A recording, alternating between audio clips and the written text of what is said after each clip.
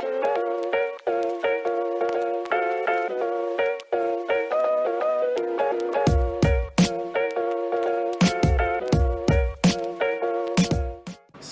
thank you for joining this episode of RemX. You're a good friend, known each other for a couple years, but since I know you, I don't know if the whole audience does. Would you mind introducing yourself and the company you work for? Sure. Scott Kennedy here, Franklin Sports. For those of you that do not know of Franklin Sports, we're the official batting glove of Major League Baseball. We've spent the last 50 plus years taking that name recognition and extrapolating it out to a lot of other products. We also manufacture other things you may not necessarily think is us, such as Nerf products. We have licenses and things that people may assume to be another brand, but it's really us under the covers. So we do a lot of things for a lot of people, and we have a pretty large e-commerce presence. That's awesome.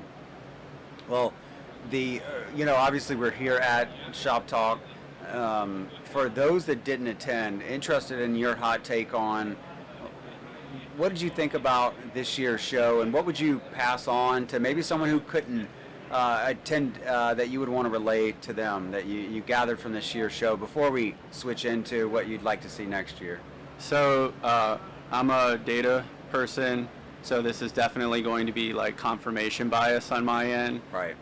So I actually spent less time going to sessions and figuring out large-scale problems that are from 30,000 feet, and I went almost exclusively just trying to meet with people that I knew virtually for many years, such as what's happening right now.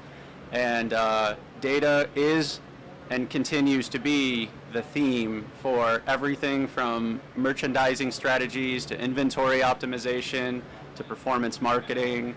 It plays a role, and every brand needs to figure out how to harness the power of it, because it will determine your fate in a lot of situations. Yeah, you and I have talked about this before in some other sessions, but you are a data analytics lead for the company, and it brings me to think of that living in the triangle of data, dialogue, and speed, but it starts with data. And I don't know if you've read this or seen this, but companies that have data but also have dialogue outperform significantly those that just have data.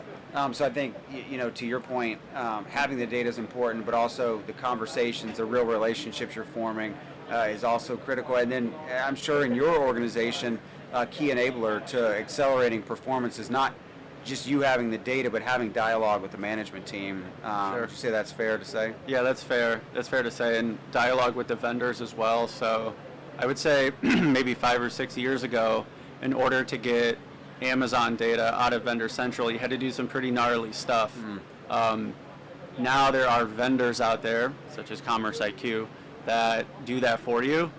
So from a brand's perspective, it's no longer a competitive advantage to go out and try to build your own web crawlers or things like that. You need to be focusing on, once I have the data, what am I actually going to do with it? What's the investment rationale for buying more data in this particular competency versus another? So the dialogue equates to like, what's the ROI of us buying this next piece of data, right, which is what I spend my time thinking about. That's awesome. So switching gears, as we think about, I believe they announced a show later in the year, but let's fast forward and say the next year's show. For those, if you come back, what would you like to see more of that you didn't see this year? For our friend, we'll pass it on to our friend Christina, who heads up content. Sure. So I don't know if there's a home for first-party Amazon brands. I didn't go to Prosper, but that, from what everybody told me, is very like Seller Central, third-party business focused. And then when you come here, I feel like it's probably skewed towards direct-to-consumer. So like, where does the first-party data world live? That's a very, very, very fast-growing section. I spoke with a lot of different one-on-one discussions around data scraping companies that are popping up. So I'd love for them to have a bigger footprint out in the booths and have more dialogue with them outside of the quick 15-minute meetings. That would be my takeaway from my perspective. That's a really good point. I didn't think about that until you said that, but yeah, you're spot on. And since you are a data guy, interested in your hot take on this as well. This wasn't a pre-scripted question, so you can take this wherever you'd like. But Sure.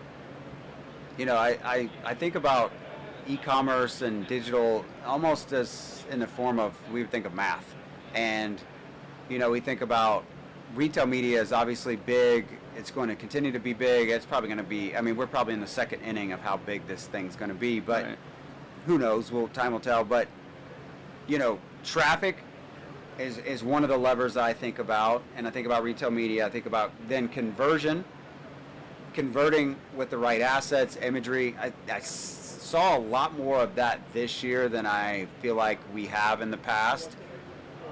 Maybe some of that, to your point, was more D2C focused, and it's kind of like, hey, well, what about one piece? I think that's an opportunity. And then I think about availability and price. So for me, I got this sense as a guest walking the last couple days, there's a lot of focus around traffic and conversion. Interested in your take on that. How does that sound? How does that make you feel hearing that? Do you agree with that? Do you think that's... I'll leave that to you. I'll go back to my argument of there's not enough first-party brands in here having that discussion. On our last Commerce Club call, we were all talking about how retail media may or may not be playing a role in your Amazon negotiations versus your Target negotiations versus your Walmart negotiations. But at least in my experience at Franklin Sports, I'm finding myself now involved in annual negotiations with sales reps that have been running the business for 30 years. And now you're seeing this convergence of performance marketing and how it plays a role in what's counted or not counted in vendor income. So to me, I always find the metrics or the data points that aren't just ROAS or ACOS that are really driving the rationale behind spending money. And we haven't even begun to sit here and say, all right, well, like, how much sell-through in the southern states for these Walmart stores are we driving? Right? So I feel like there's a whole nother wave of data that hasn't been brought to us yet, given the fact that Walmart and Target advertising platforms are a national level. There's no like, oh, don't advertise this in zip codes where we're out of stock. Right? So I feel like that could be where a lot of the attention is going over the next year. And maybe that has something to do with Walmart Luminate in the future. Maybe they're thinking about that, I don't know. But I do think there's going to be a lot of push towards stuff like that in the future. Yeah, totally agree. Well, appreciate you joining, Scott. It's always wonderful to have you on, and just hope you enjoy the rest of your time here at Shoptalk. Yeah, appreciate it, Don.